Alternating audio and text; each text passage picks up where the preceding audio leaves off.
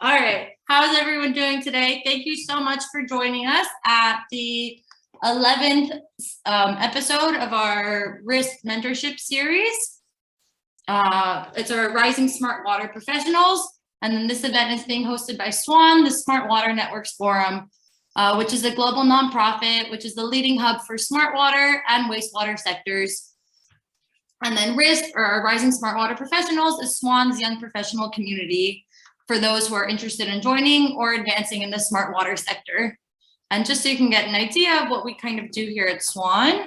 So we developed this member ecosystem map to present a snapshot of Swan's global members, which represent the full spectrum of leading stakeholders in the smart water sector, from idea to pipe, including utilities, innovators, and researchers. So that's kind of what we do here at Swan. If you guys have any questions, feel free to reach out to me. I'm Sandy, I'm the program manager at Swan, and I'm gonna hand it over to Rudy now. Thanks so much, Sandy, and hello everybody. Welcome to our episode 11 of our Rising Smart Water Professionals Mentorship Program, and it's our season closer, so we'll start a new season from January. But I'd like to start with an exciting announcement. Our leadership team is evolving. We've had 2 years of a fantastic leadership group, and now we have recently handed over to some new members. And so I'd like to introduce you to our new leadership team. So Jessica and I are staying on for a little bit, and we're welcoming on Moyo, Billy, and Elia. So we're really happy to have them on our team. They are from our ambassador cohort, which is another fantastic program of ours that we're running.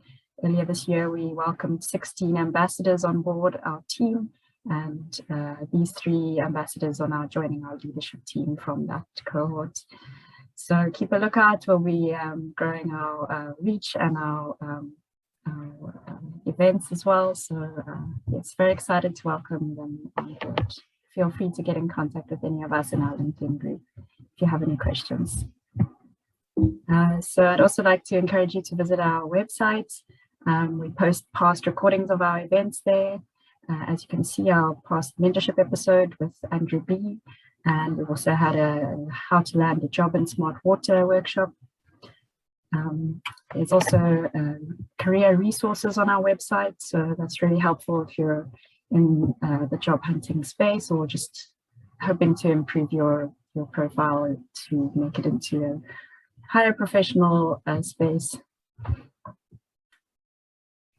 And then, as I mentioned, we have the last episode of our season 1, and I'd like to now introduce you to our featured mentor for today, Stephanie Corso. So welcome, Stephanie.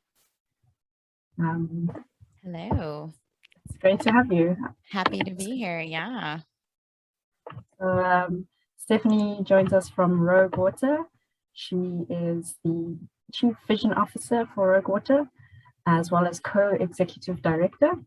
She proudly leads 2 mission-driven organizations, so that's Rogue Water and Rogue Water Lab. Her mission is to revolutionize the water industry by making water the catalyst for community transformation. She is half of the H2 duo and co-host of the Water in Real Life podcast. Stephanie had the honor of beginning her career in water, working for municipal water utilities for a decade before going rogue. She credits her passion for this industry to the men and women she spent time with in the field as a young professional.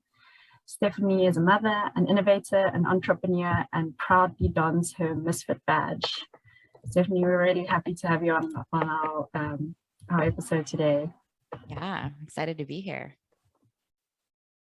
So just before we kick off, I'd like to encourage everybody to post your questions in the comments or the chats.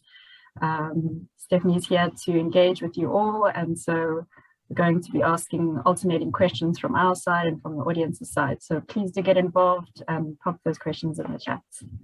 We're going to kick off with a little icebreaker. So this is called the rapid fire questions. We've got 7 quick questions.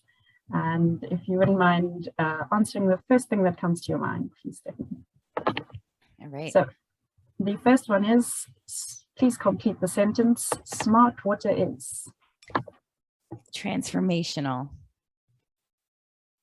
short and simple. Sounds I'm good. giving my short answers. I'm trying to make this a legit rapid fire. Okay. What do people often get wrong about you? That I am an extrovert. I'm actually an extroverted introvert, and I am incredibly shy. And a lot of people don't know that about me.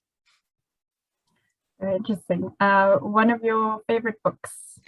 Yeah, I can never, this is the hardest question for me. So I'm going to give two, Creativity Inc. by Ed Catmull and Daring Greatly by Brene Brown. Fantastic book choices. I agree.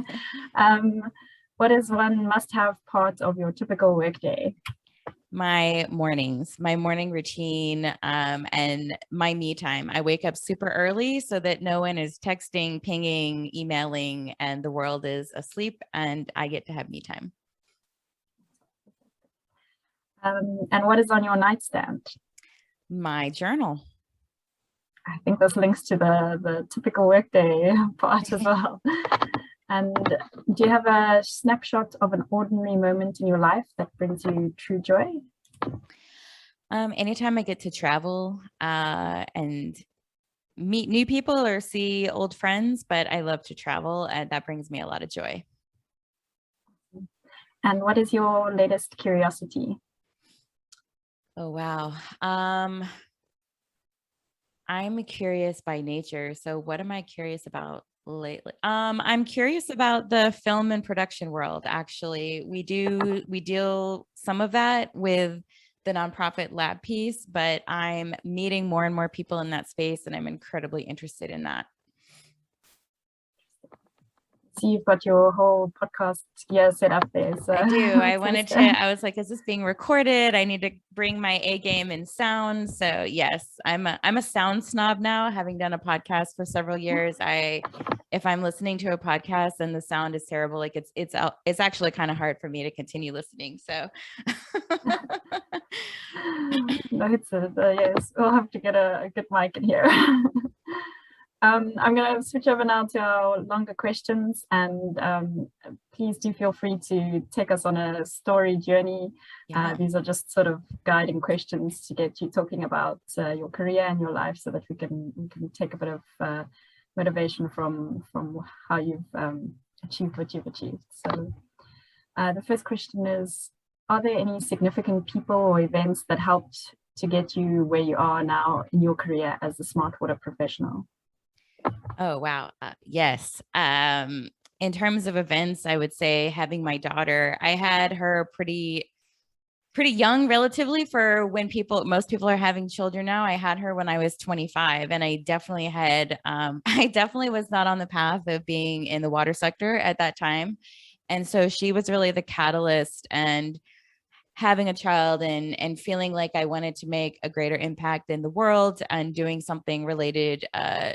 I'd always been really passionate about the environment, but didn't really know what that looked like in terms of career. That's definitely not the career path I was on. So having her definitely steered me in that direction. That's why I went back to graduate school, and then meet in terms of people, then in grad school, meeting my professor, Becky Johnson at Texas Christian University in Fort Worth, Texas, is where I got my undergrad and my master's. And I was getting a master's in environmental science, and I took a class on water and wastewater treatment. It was something that I had to take, and I had never heard water's story told the way that she told it, and I fell in love, and I've been falling in love ever since. And I wanted more and more of it. She's actually who introduced me to the public works director at the first utility that I worked for in Bedford, Texas.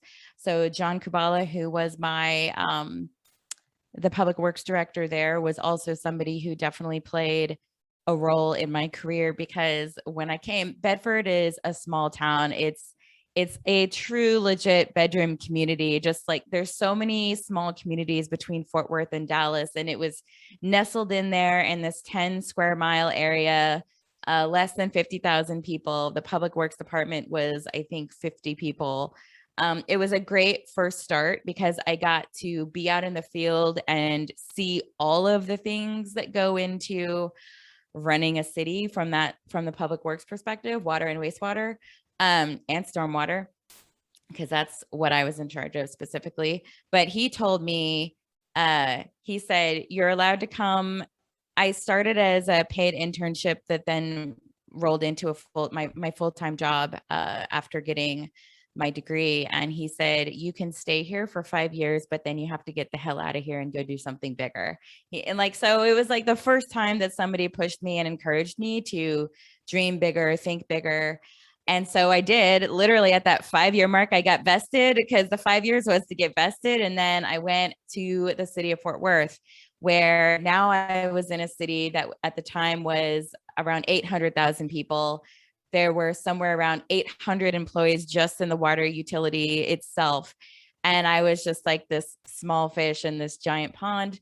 And I met a woman there named Sharetta Scott, and she was the person who really kind of saw my rogueness, and she gave me the permission to pursue that and to cultivate that and to grow that, because like this industry is pretty conservative, at least on the utility side especially, and you don't get high marks for being the one that's coming out with these bold, wild ideas. They like to kind of just typically stay under the radar. And so I was coming with these ideas, and, I could have been told, no, go back in your corner, stay in your lane, shh. And she said, I think you really have something here, because I was bringing in all of these other passions and influences that I have, like story, and I'm a huge TV and film person, and I was bringing all of that creativity into it. And she really gave me that,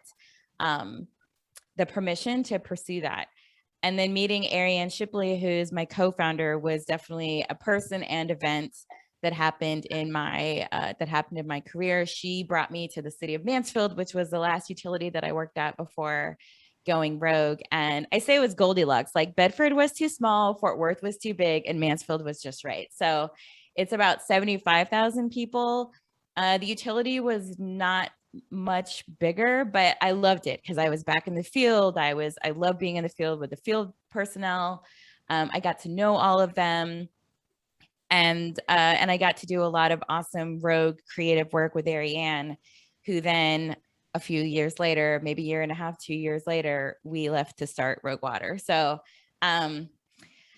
people and events, I think that that sums it up. And then when we left, we were approached by a woman who was not in the water industry, but knew that we were interested in possibly having our own agency one day.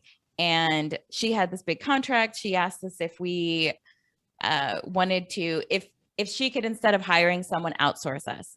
And we did the numbers, and it was like, wow, this is going to be a pretty legit transition from stable, awesome city gig to entrepreneur life. And when something seems too good to be true, but it was good though, because it was the thing that we needed to really give us the courage to leave, which I still believe to this day is what we needed to do. But like 2 weeks after our last day at the cities, her contract fell through. And so we had really nothing. And that's how we learned how to bootstrap. And that's how we learned how to be real entrepreneurs and to survive. And those first 6 months to a year were incredibly challenging, but I don't think that we would be as strong and resilient as we were if it had been as easy as we had originally thought it would be. Thanks, Stephanie. That's an incredible number of important people, and I think that that really shows what it takes to make a successful career. Yes. All the people that get us there. And so my next question is about mentorship more specifically. Do you have a mentor, or have you ever had one? And if so, what role did they play in your career? I'm guessing it's maybe one of these people we've spoken to us about already. Actually, like, I mean, I guess it's kind of weird when I see that question, because I've never formally, except with one person, and I'll talk about him in a minute, but I've never formally had the formal mentorship where I'm like, are you my mentor? Like I've never, but I mean, I would say that, yes, Becky, my professor, definitely has been a voice that I trust and that I listen to and I run things by. Sharetta also was somebody who is really there for me when I was in one of the most challenging times in my career, when I was really like hitting some walls and wondering if I was in the right place. So yeah, definitely, even though I've never formally called them mentors, as I think about the role that they played for me, they were. The one person who I have called a mentor in my career, who I actually see more as my peer now, is a gentleman by the name of Greg Lukash. If you've listened to our podcast or come to Catalyst, our events, you are very familiar with Greg. Greg is the external affairs manager at San Antonio Water System. And I met him through a meeting with the education section for Texas section of AWWA. And we became friends ever since. But yeah, like he really has, he's also dons his misfit badge with pride as well. And so he gets us. And he also gets why other people don't get us. So he was really, he was very instrumental in helping us make that transition from not just being the kids in the crowd who were like pushing back against authority, for lack of better wording, within the sector, and helped us see like, okay, you may experience people reacting this way or that way, and that's because you're challenging them in this way and that way. And it was really helpful to put things in perspective and to not let feedback or critique stop us from doing the work that we felt that we needed to do. So he was really instrumental in that. And I say that I see him as a peer now because I have this tendency with mentors or with people that I have a high amount of respect for I put them on a pedestal. And I always say going into it, like, I'm not going to do that. They're human beings. We all put our pants on the same way in the morning. Like, just look at them as that. But I can't help it. When I'm fangirling, I'm all in with the fangirl and I can't help it. And so I love to see when I begin to feel more like that peer relationship, because I feel like I can then kind of let my guard down a little bit and be more vulnerable and be more authentic and not feel like, oh, I have to impress this person because I have so much respect. I can never say something stupid. So that transition to a peer is really important for me. But yeah, I would say that those are the key people I would consider mentors. Thanks, Stephanie. And I think maybe just for a bit of context for those who don't know what Rogue Water is all about, can you give us a little description or elevator pitch? Yeah, so I kind of gave the context that led up to it and our experience doing communication and public outreach and engagement. And so when we initially left almost 4 years ago, it'll be 4 years next week, we were just doing what we did for a city, but for everyone else. And that was Rogue Water LLC.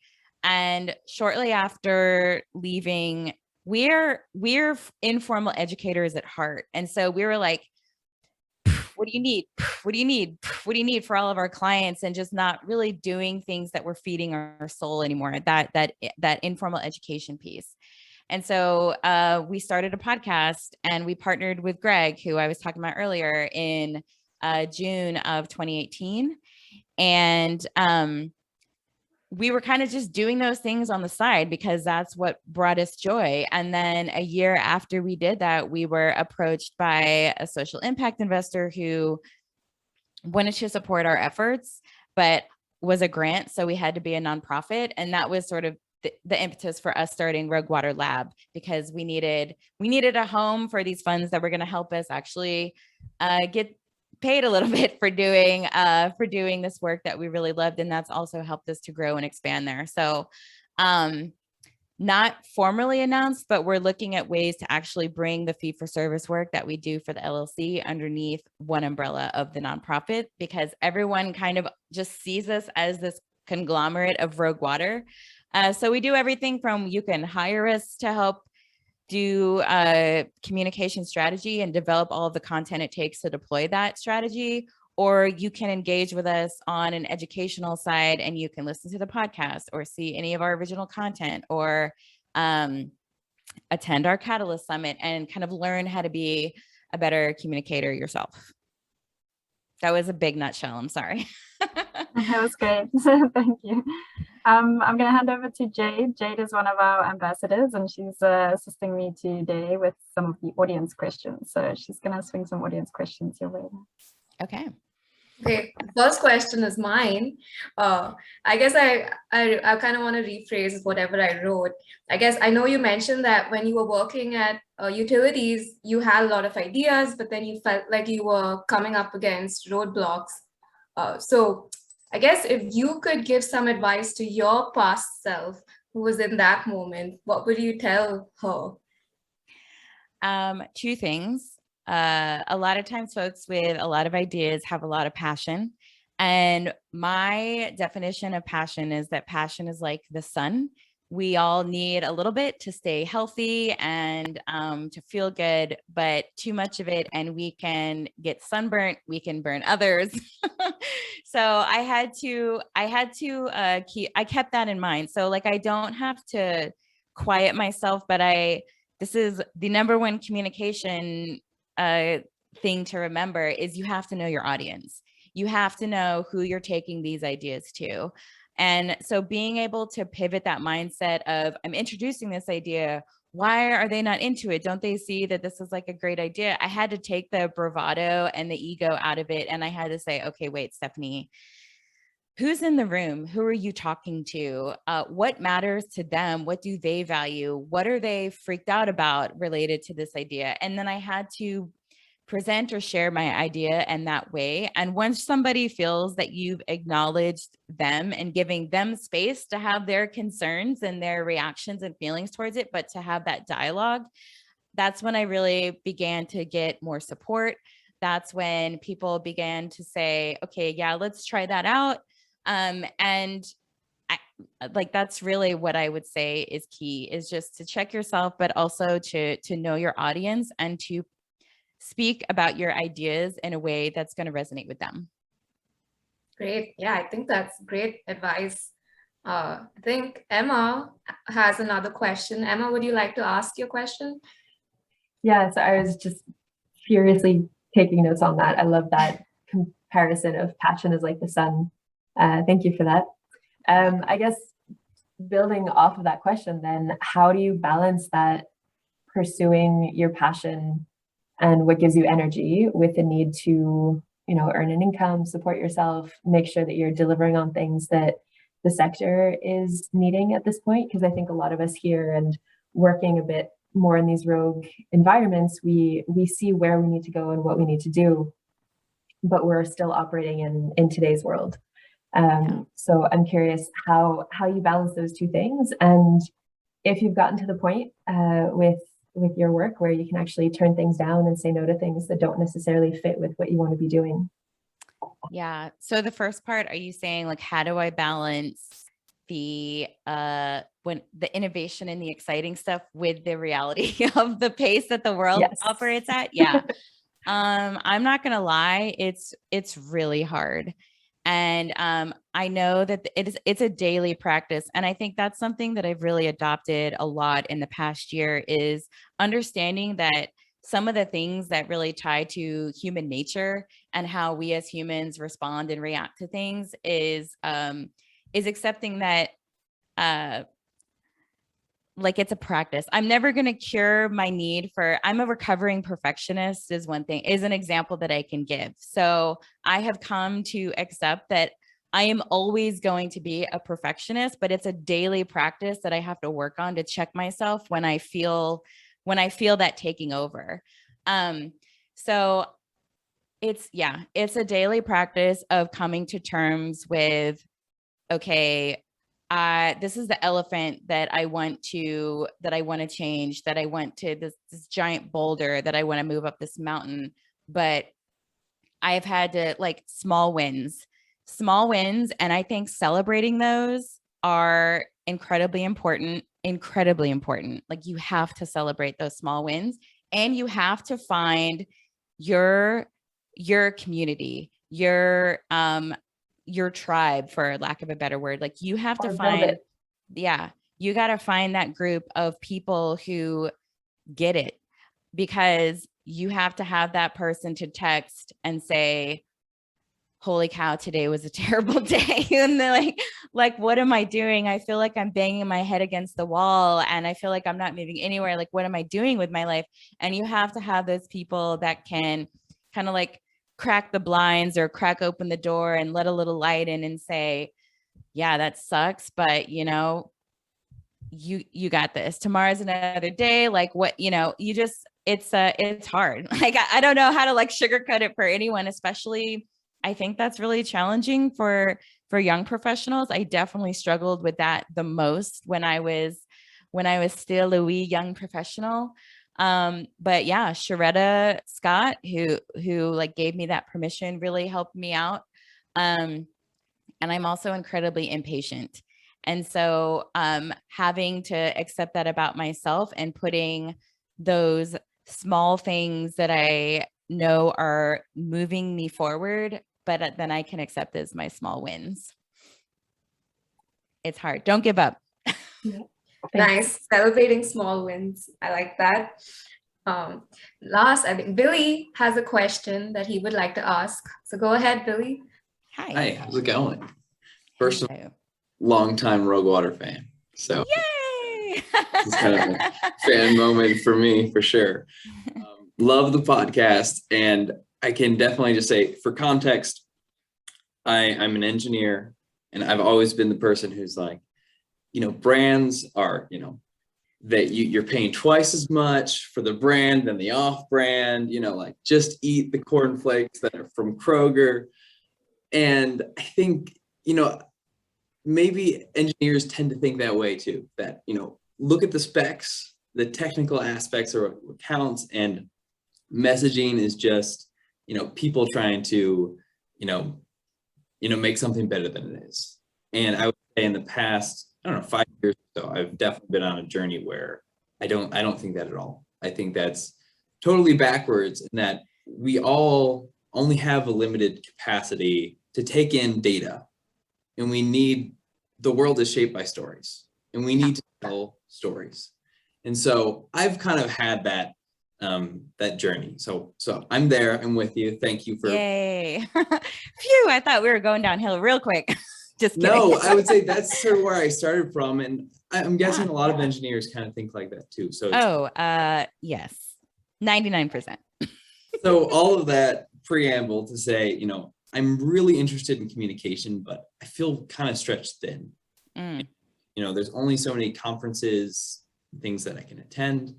And, you know, I've thought about Catalyst, but I don't really know, like, I don't think I could pitch it, say, yes, I should go to this for my company. Okay. But we have communications people, and like, they haven't heard of it. They haven't heard of what you're doing.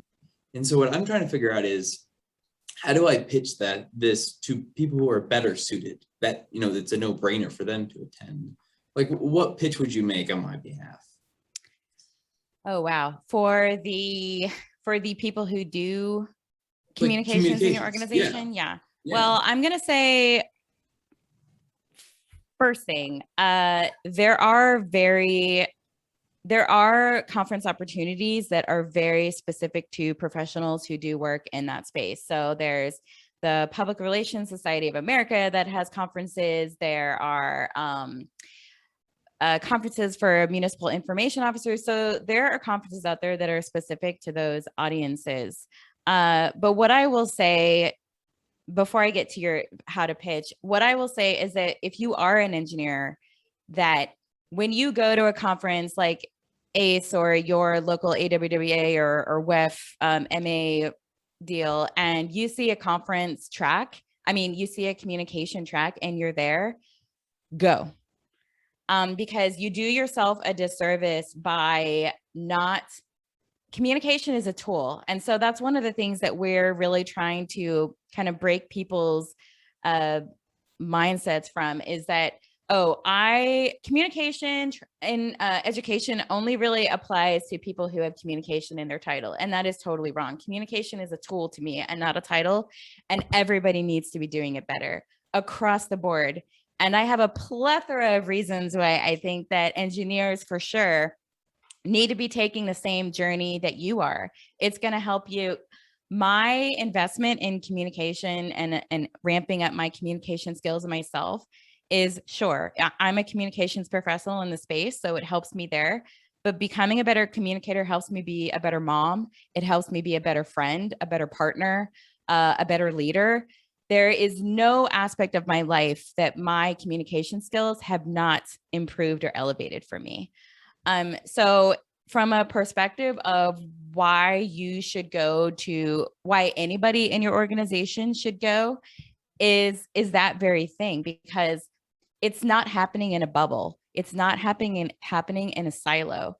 It does a project no good if the only people on the team that know how to communicate in a way to get buy-in, to get support, to get investment, to get people to come along with us on this idea. It helps no one if there's one person on the team that has any experience in that. And I'm saying that, do you need to get into the nuts and bolts of some of the more tactical tool stuff?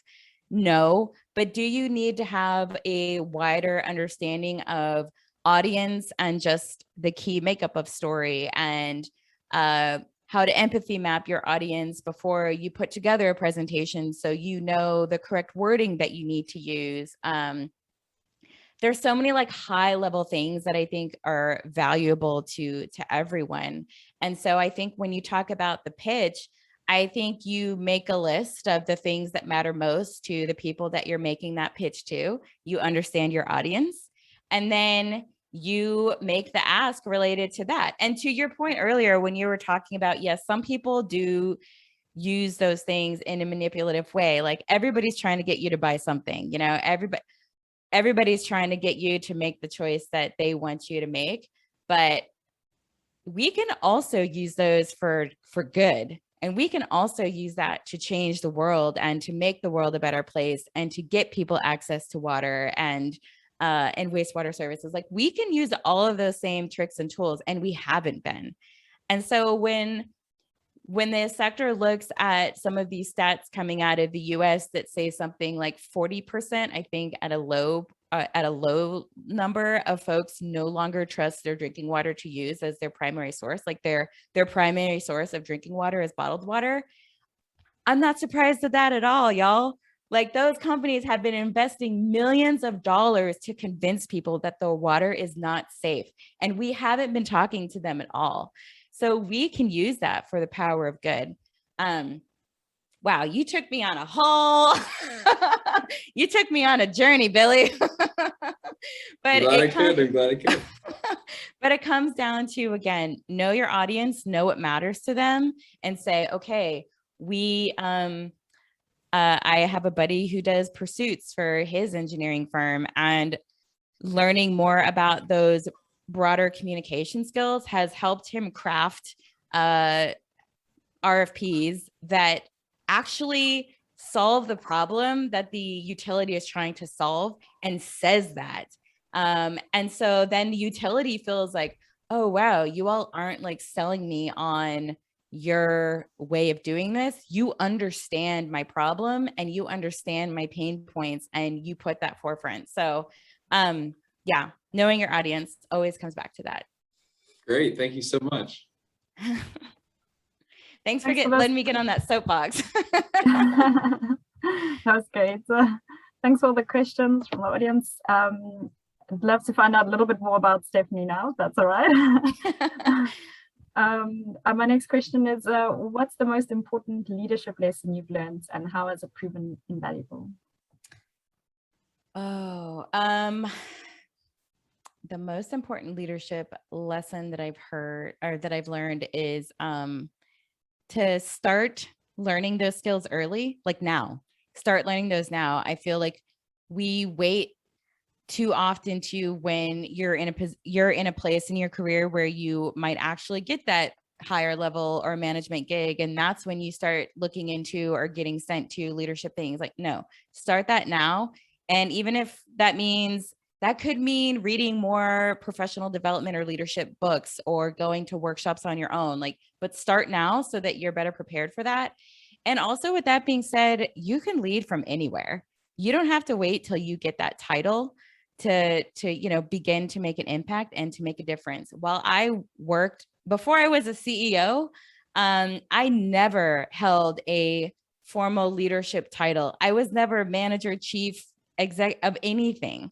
I was a public education specialist, and I like ruled the roost at where I was at. I'm thinking of like Mansfield, because like I led and I spoke up and I used my voice and I made sure that people knew where my priorities were and how much I was vested and cared about the utility. So start early and lead from anywhere, wherever you are. Thanks, Stephanie. And the next question is, what is one of the best or most worthwhile investments you've ever made? It doesn't necessarily have to be a monetary, it could be time or energy or something else. Yeah. So investing in myself, working on myself, the more that I have like peeled back the layers of ideas or things or expectations that were on me that I thought came from, that were me, but as I peeled back and did the work, found out that like, oh no, that was what I thought my parents wanted, or that's what I thought society expected, or this is what I thought a mom should look like or act, or, like as I started peeling those away and really understanding myself, that has been a real investment, because once it's like getting that baseline data. And only until you have that baseline data of where you're at, can you really know what you need to like work on or tweak or improve, or to understand like, oh, I'm going into this kind of a situation. I know that generally this is how I react. And so I can go in more prepared. I can go in more confident.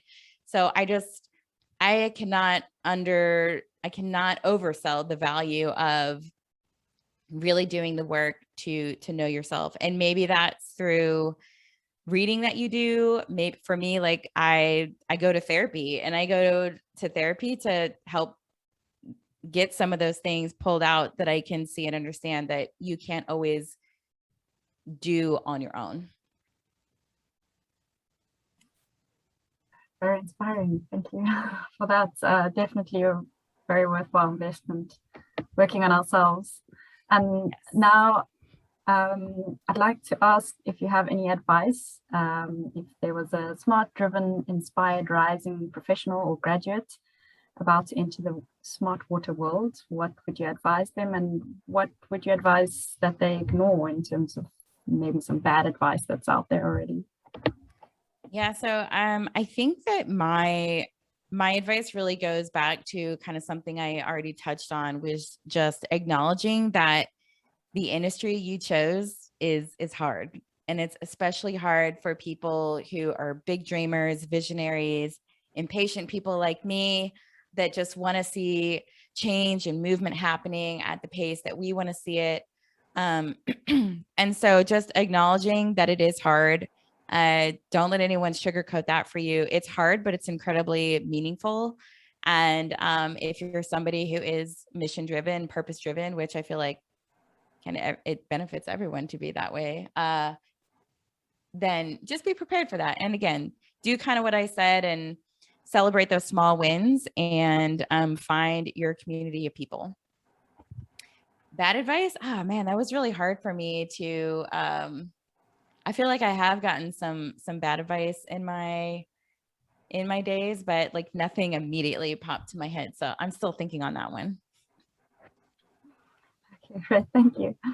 And what is your next big career goal, or where you're hoping to take your career next? And if you were giving advice on this goal to a mentee, what would you tell them? Well, I'm working on building my empire.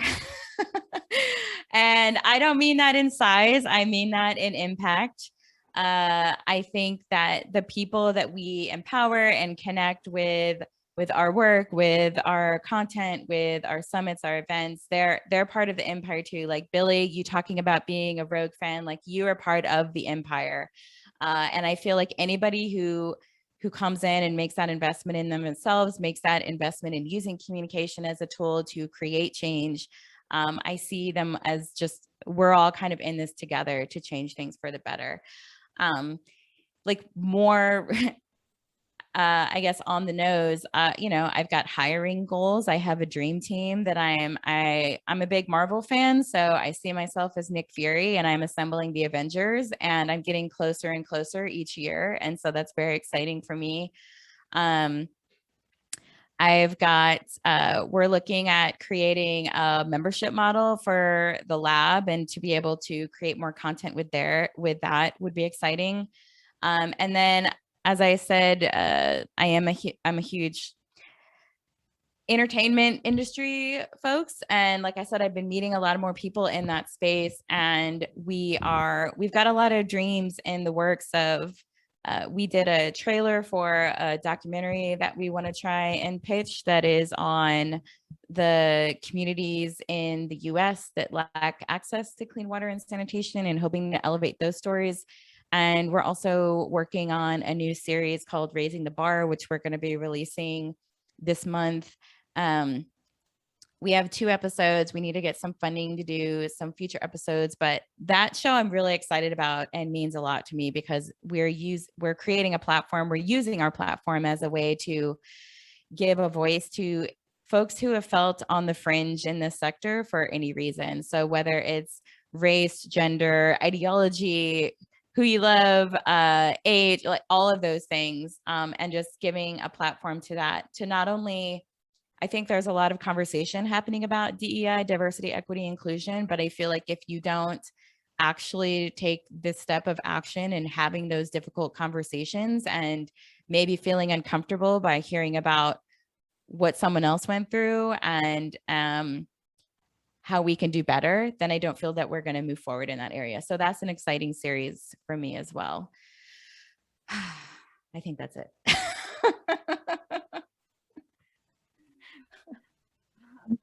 I'm super curious to know how you would advise your mentee to do all of that. Yes. No, I knew there was a kidding. second part to this question. Yeah. This is why I like mentors. I scare them all away, because they're like, this girl is crazy. I just think prioritizing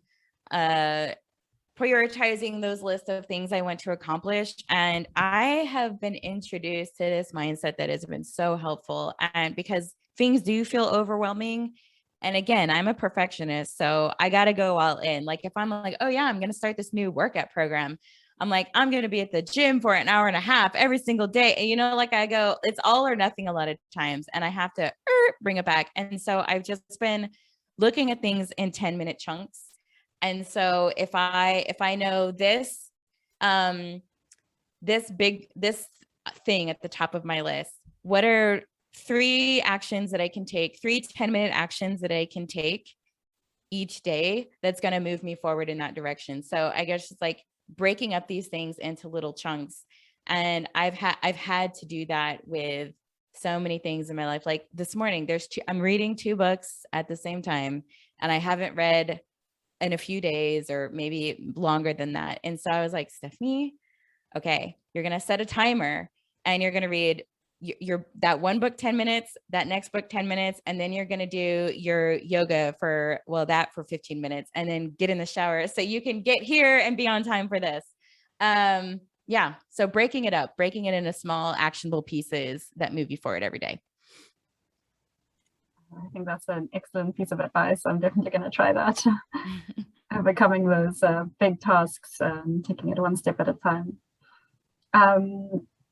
My last question, so I'm hoping there's some more from the audience, is what is your favorite question to ask in an interview, and how would you answer it? Yeah, so my favorite question is the last question that we ask all of our podcast guests, and that is, what call to action do they have that they believe could ultimately change the world? Because in our work, we're all about behavior change, and people would say, oh, well, I'm just one person. What difference does it make if I change? But, you know, change can be contagious and you never know what you can inspire in someone else. So I think like for me, what my biggest call to action would be, oh, wow, that's hard. I would say, of course, I would say to really begin to look at communication as a tool and not just as a job title, and to begin to see ways that you can build your own skill, your own emotional intelligence, all of those things, because that's really what it's going to take to create change. We have to learn how to, I think all of the communication that happens, that's happening at a national level right now is just me versus you. And all that's going to happen in those kinds of dialogue is we're just going to continue to walk in place. And I feel like if we don't learn how to be vulnerable and have vulnerable conversations and dialogues, then we're never going to move that action forward. So I would say that's what I'm passionate about. But another thing that I would say too, and this goes back to the previous question you just asked, was owning your time. That has been huge for me, like reclaiming that back. There was like a study done by Microsoft that said, like focus time needs to be like a 2-hour minimum. Like you need a 2-hour time block to actually give your brain the time to get off of the last task you were on, to get focused, to grind, and then to, you know, whatever. And I know this goes against the 10 minutes thing that I just said, but you could do all 3 of your 10-minute things in that time block, but just that focus. And I blocked out that time. I knew for me that mornings were my most productive and creative time. So I blocked that time off on my calendar. But I had to, first of all, not just block it, you have to keep yourself accountable to it. So I would block off this time and then be doing all of these other things that I shouldn't be doing. And I said, you have to follow your own rules, Stephanie. Like you have to use this time for what you intended.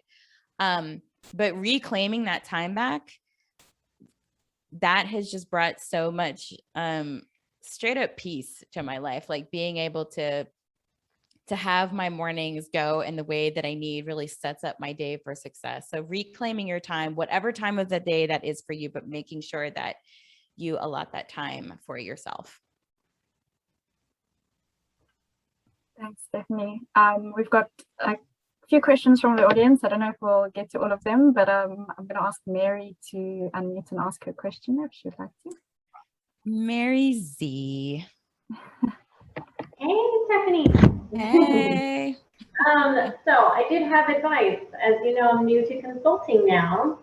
And so I've never been in a management role necessarily. Not necessarily. So now telling utilities how to communicate without having like, being a CEO of something. Oh, they don't care that I'm a CEO. They still don't listen. Just kidding. So wait, okay. So ask your question one more time. Okay. So since I'm new to consulting and, having to step into this role of telling folks or utilities, municipalities, how to communicate and strategies and tactics, I'm under the impression of a fake it till you make it kind of thing. Just like, trust me, this might work. But it's hard having not been given the opportunity to before. So like to have them take a chance. Yeah. I'm going to sound like a broken record, y'all, but just take the time to listen to them and to understand them, and not just ask questions and then let them talk, but really listen, really hone in on the words they use, really hone in on the things they come back to. And just when you communicate with them, like mirror that for them, show that back, and then tie your strategies or your recommendations to those pain points, to those things that they value. Because that's how you build trust. Like you build trust with someone when they feel heard, when they feel seen. And when you can demonstrate that in the way that you're speaking with people, that helps build that trust. And just also understand again that it comes back to time. This is all new to them. they're not used to thinking this way. They're not used to talking to the public. That's huge. And so just like kind of being patient with them. And it's like teaching a kid how to swim. You know, like you don't throw them in the deep end immediately. You kind of, they need those little things you put the floaties for a while, you know? So just be patient and build that trust by listening and communicating to them through what you say, that you understand them and that they're seen and heard. Thank you. Appreciate it. You're welcome. And I think Jade's got one more last audience question for you, Stephanie. Okay, Emma, would you like to ask your question? Yeah, sure. I'm curious what the biggest shift you've witnessed in water communications has been since you started working in this. Yeah, so it's actually been awareness and people paying attention. And this is where I talk about this is a long tail here in that patience, where I've been in this game for 15 years. And this is over the past few years since we started doing this, we've seen an increase in the number of communication tracks that are happening at major conferences. We're seeing more invitations to come speak and talk to these folks about communication, and not just communication professionals, but people outside of the communication field. And I think the biggest shift for me is that awareness piece, is the fact that engineering firms are like, oh, hey, this is something valuable that we can offer. This is something that we need to be thinking about in advance. So just seeing more of the buzz, I think, has really been the biggest thing. And we're just trying to keep on pouring fuel on that buzz so that it just gets bigger and bigger, because I don't want it to peter out, because it's so important. Thanks so much, Stephanie. It's been wonderful to have you on our show. Really appreciate it. I've learned so much. I'm on the same side as Billy. I'm an engineer and a little bit scared to step outside the realm where I'm more comfortable. And so the communications crash course was really great. So thank you so much for all your advice. Really appreciate it. And yes, we'd just like to say thank you to Stephanie and all our mentors from the season. We've had 11 episodes this year in 2021, and we're now going to take a short break, and we'll be back in January with our second season. So keep a lookout for that. And yes, thank you all for joining us. We've included a little link in the chat with a survey. If you could let us know what you liked and what you didn't like, we'd really appreciate that, so that we can shape our second season bigger and better. And so, yes, thank you all for joining us, and have a wonderful morning, afternoon, or evening, wherever you are. Thanks, everyone. And a huge congratulations to Rudy, who came up with the idea for this and has put on 11 incredible episodes. So huge round of applause, Rudy. Great job. Thanks, everyone. See you in January. Bye. Thank you.